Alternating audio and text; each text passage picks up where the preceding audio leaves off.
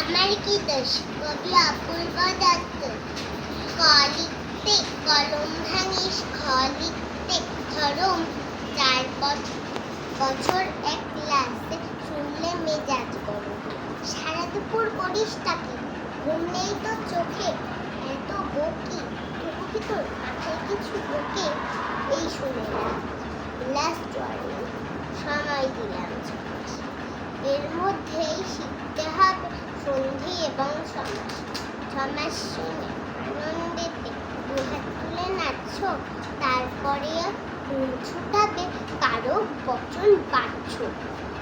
Bangla grammar মানেই হলো মাথার উপর খাড়া, রক্ত সত্য লিঙ্গ পুরুষ বিভক্তি ধারা।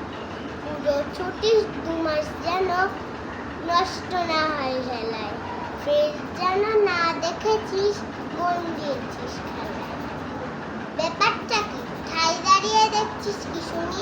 ছুটতে যে ব্যাকরণটা নিয়ে আয় তো এক্ষুনি। পাচ্ছিস না?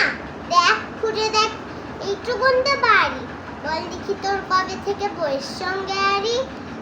মিথ্যে মিথ্যে বকছ আমায়, ভাবছো আমি বোকা। আমার কি দোষ? ওই তো কবে কেটেছে উই পোকা। ধন্যবাদ।